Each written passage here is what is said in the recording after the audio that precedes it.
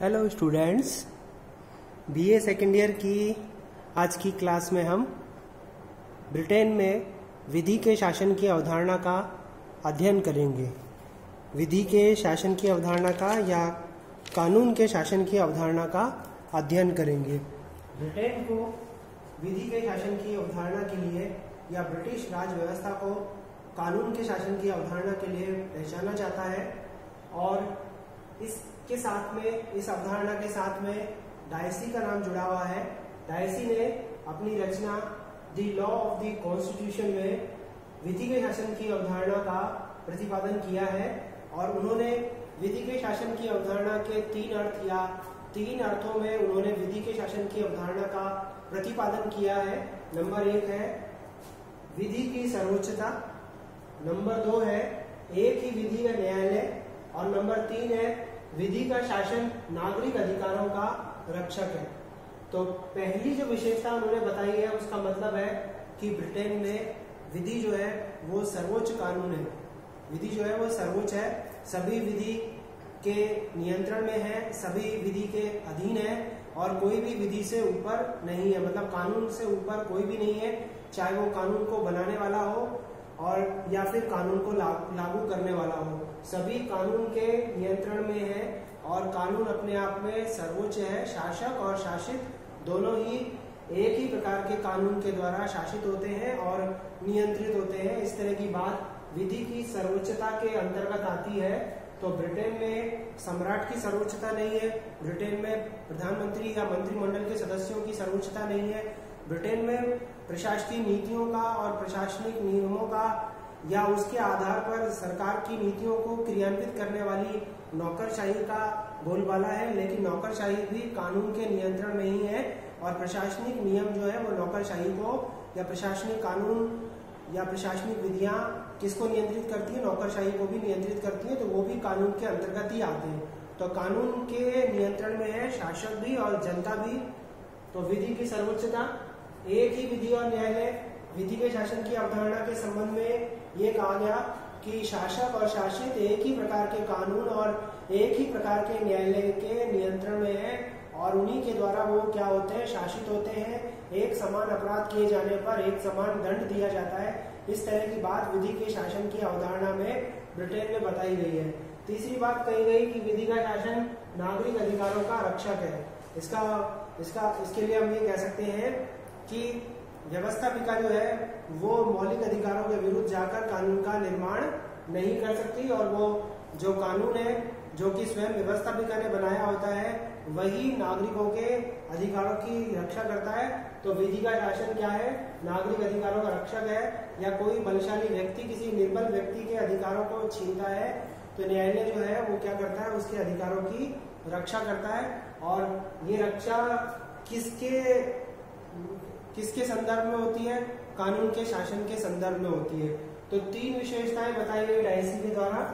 विधि की सर्वोच्चता, एक ही विधि मतलब एक ही कानून और एक ही प्रकार के न्यायालय, और तीसरा अर्थ या विशेषता जो बताई कानून के शासन के संबंध में वो है विधि का शासन नागरिक अधिकारों का रक्षक है। हमारे यहाँ पर अनुच्छेद 32 को संविधान की आत्मा कहा जाता है और उसमें न्यायालय क्या करता है, विभिन्न लेखों को जारी करके नागरिकों के मूल अधिकारों की रक्षा करता है। तो ब्रिटेन में भी इस तरह की चीज हमें देखने को मिलती है।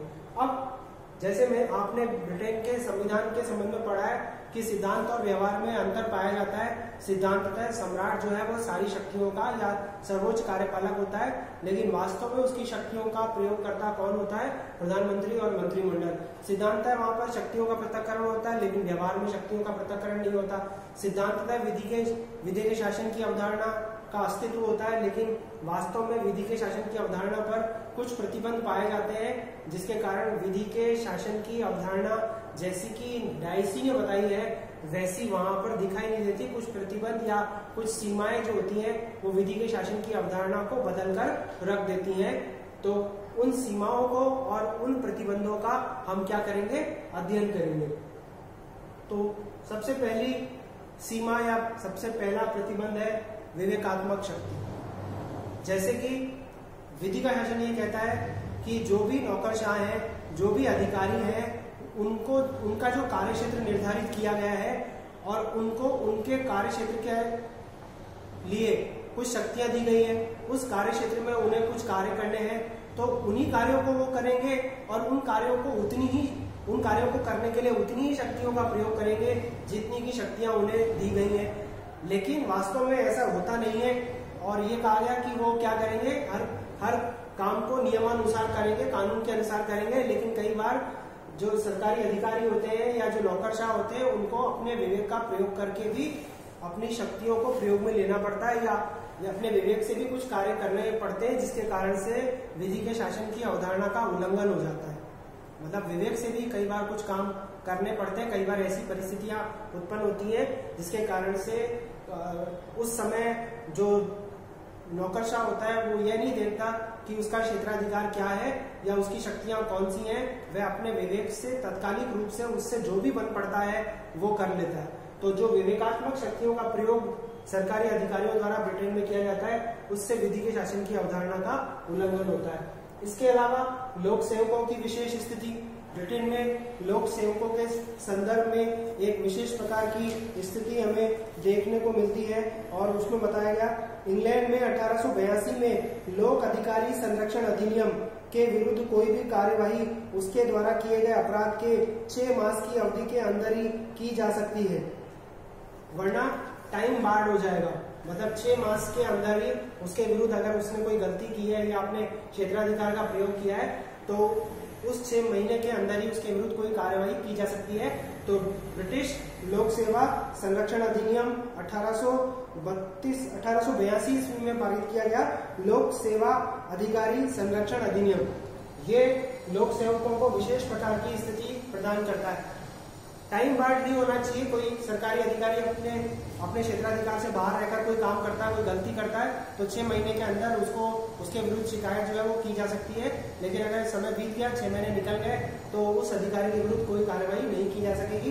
तो एक प्रकार से लोक सेवकों को आम जनता से क्या होती है, विशेष प्रकार की स्थिति प्राप्त हो जाती है, जबकि विधि का शासन ये कहता है कि आम जनता और सम्राट, प्रधानमंत्री, उसका मंत्रिमंडल, राजनीतिक दलों के सदस्य, विपक्ष के सदस्य और नौकरशाह, ये सभी कानून के समक्ष समान है। लेकिन ब्रिटिश लोक सेवा संरक्षण अधिनियम 1882 इनको विशेष प्रकार की स्थिति प्रदान कर देता है। तो ये अपने आप को आम जनता से अलग मान बैठते हैं, और आम जनता से ब्रिटिश लोक सेवक अपने आप को उच्च मान बैठते हैं और जनता को हीन मान बैठते हैं, जिसके कारण ये जो विधि के शासन की अवधारणा है उसका उल्लंघन हो जाता है। इसके अलावा प्रदत्त व्यवस्थापन, आपने देखा या मैंने आपको पहले बताया था कि इंग्लैंड एक लोक कल्याणकारी राज्य हो गया है, और व्यवस्थापिका को लोक कल्याण के विषय में बहुत सारे कानूनों का निर्माण करना पड़ता है। इसलिए व्यवस्थापिका क्या करती है, प्रदत्त व्यवस्थापन की प्रक्रिया के अनुसार मूल व्यवस्थापन के कार्य को छोड़कर बहुत सारे काम कार्यपालिका को कानून निर्माण के संबंध में दे देती है। तो कार्यपालिका प्रदत्त व्यवस्थापन के अंतर्गत प्राप्त शक्तियों के द्वारा कानून निर्माण का कार्य करती है, और वो एक प्रकार से उसके क्षेत्राधिकार से बाहर का कार्य होता है। कार्यपालिका का काम तो सिर्फ क्या है, प्रशासनिक विभागों का संचालन करना, प्रशासनिक गतिविधियों का संचालन करवाना, प्रशासकों पर नियंत्रण रखना, इस तरह का काम होता है, या कानूनों को क्रियान्वित करने का या शासन की नीतियों को क्रियान्वित करने का काम होता है। लेकिन प्रदत्त व्यवस्थापन में व्यवस्थापिका मूल व्यवस्थापन के कार्य को छोड़कर बहुत सारे कार्य कानून निर्माण के संबंध में कार्यपालिका को प्रदान कर देती है, जिसके कारण विधि के शासन का उल्लंघन हो जाता है। तो प्रदत्त व्यवस्थापन, फिर प्रशासकीय नियम और न्यायालय, जो लोक सेवक होते हैं या जो ब्रिटिश नौकरशाह होते हैं, वो प्रशासनिक नियमों के अनुसार क्या करते हैं, कार्य करते हैं।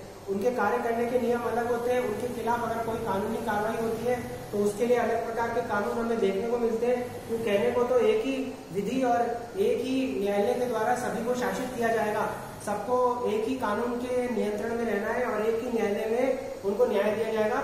लेकिन सरकारी अधिकारियों के जो मुकदमे होते हैं वो प्रशासकीय न्यायालयों में सुने जाते हैं, और प्रशासनिक नियमों के अंतर्गत ही उनके विरुद्ध जब वो कोई सेवा संबंधी कोई त्रुटि करते हैं, लोक सेवा संबंधी कोई त्रुटि करते हैं, तो उनके विरुद्ध कोई कार्रवाई होती है। तो ये चीज जो है वो उनको साधारण आदमी से या आम ब्रिटिश नागरिक से अलग बना देती है, जिसके कारण विधि के शासन की अवधारणा का उल्लंघन हो जाता है। प्रशासकीय नियम और न्यायालय, फिर ब्रिटिश सम्राट को विशेष स्थिति प्राप्त है। लेकिन विधि का शासन क्या कहता है कि आम जनता, ब्रिटेन का सम्राट और प्रधानमंत्री, मंत्रिमंडल सभी कानून के अधीनता में आते हैं। चाहे कोई कानून को बनाने वाला ही क्यों ना हो, वो भी कानून के द्वारा शासित होता है। लेकिन ब्रिटेन में सम्राट को विशेष स्थिति प्राप्त है कि ब्रिटेन के सम्राट को किसी भी न्यायालय के समक्ष उपस्थित नहीं किया जा सकता। तो ब्रिटेन के सम्राट को यह विशेष स्थिति प्राप्त है और इसके कारण से विधि के शासन की अवधारणा टूट जाती है या उसका पालन उस रूप में नहीं हो पाता जिस रूप में कौन बताते हैं, डायसी बताते हैं। फिर ब्रिटेन का जो गृह मंत्री है वो ब्रिटिश प्रजा होने का प्रमाण पत्र किसी भी विदेशी को दे सकता है। किसी भी विदेशी को ब्रिटिश प्रजा होने का वो प्रमाण पत्र दे सकता है और किसी भी ब्रिटिश मतलब किसी भी बाहर के या विदेशी नागरिक से ब्रिटिश प्रजा होने का प्रमाण पत्र छीन सकता है और उसके द्वारा, उस विदेशी के द्वारा अगर देश में कोई ऐसी गतिविधियां, संदिग्ध गतिविधियां की जा रही है तो गृह मंत्री क्या करता है, उसको देश से बाहर भी निकाल सकता है। लेकिन मैंने लिख भी रखा है कि अवांछित को बाहर निकालने का अधिकार भी गृह मंत्री को प्राप्त है। तो गृह मंत्री को एक विशेष प्रकार की स्थिति प्राप्त है कि वो नागरिकता प्रदान करने का काम करता है, विदेशियों को ब्रिटिश प्रजा होने का प्रमाण पत्र देता है, किसी के प्रमाण पत्र को रद्द करता है और किसी को अवांछित गतिविधियों में या ब्रिटेन की जनता के विरुद्ध कार्य करने के कारण से उसको ब्रिटेन से बाहर निकालने की बात भी कर सकता है। तो यह भी एक विशेष प्रकार की स्थिति है गृह मंत्री की, जिसके कारण उसको एक विशेष स्थिति प्राप्त होती है और वो आम जनता से अलग हो जाता है। जबकि विधि का शासन कहता है कि आम जनता हो या राजनीतिज्ञ हो, प्रधानमंत्री हो, सम्राट हो, सभी क्या है, समान है कानून के समक्ष। लेकिन ये स्थिति जो है वो अलग हो जाती है। अब देखिए, सैनिकों पर सैनिक विधि और न्यायालय का नियंत्रण। भारत में भी हमने देखा है कि सैनिक विधियां होती हैं जिसके तहत सैनिक के द्वारा कोई गलती की जाने पर या देशद्रोह किए जाने पर उसके खिलाफ सैनिक विधि के अधीन कोई भी कार्यवाही की जाती है। जैसे अपन कहते हैं कोर्ट मार्शल कर दिया उसका, तो सैनिक विधि के अधीन ही उसके खिलाफ कोई कार्रवाई की जाती है और जो मुकदमा चलता है वो सैनिक न्यायालय में ही चलता है। तो जो ब्रिटिश सेना में जो उच्च अधिकारी हैं या दूसरे जो अन्य सामान्य श्रेणी में सैनिक है, वो आम जनता से अपने आप को अलग पाते हैं और अलग प्रकार का न्यायालय है और अलग प्रकार की विधि है। जबकि यहाँ हमने क्या पढ़ा कि विधि के शासन में एक ही विधि होगी और एक ही प्रकार का न्यायालय होगा। अब आप देख रहे हैं यहाँ पर सैनिकों के लिए भी अलग विधि है, प्रशासकों के लिए भी अलग विधि है, प्रशासकीय न्यायालय है, सैनिक न्यायालय है और सैनिकों और प्रशासकों के विरुद्ध कार्रवाई अलग प्रकार के न्यायालयों में, अलग प्रकार के कानूनों के अधीनता में होगी। तो इस तरह की स्थितियां ब्रिटेन में विधि के शासन की अवधारणा को उस रूप में लागू होने से रोक देती हैं जिस रूप में ब्रिटेन में डायसी ने विधि के शासन की अवधारणा का प्रतिपादन किया है। तो ऊपर से देखने पर तो ब्रिटेन में विधि की सर्वोच्चता देखने को मिलती है, एक ही प्रकार का कानून और एक ही प्रकार के न्यायालय देखने को मिलते हैं और ब्रिटेन में विधि का शासन नागरिकों के अधिकारों का संरक्षक कहलाता है। और ब्रिटेन में विधि के शासन की जो अवधारणा है, कानून के समक्ष समानता का जो विचार है, वो दुनिया के लिए एक मिसाल जो है वो बना है। तो आज हमने क्या देखा कि ब्रिटेन में कानून के शासन की या विधि के शासन की अवधारणा और 3 प्रकार की विशेषताएं या डायसी ने 3 अर्थों में इसको बताया और फिर उसके बाद में जो सीमाएं हैं और जो प्रतिबंध है इसके ऊपर, जिसके कारण से विधि के शासन के मार्ग में या विधि के शासन को लागू करने के मार्ग में बाधाएं उत्पन्न हो रही हैं, उनका हमने अध्ययन किया।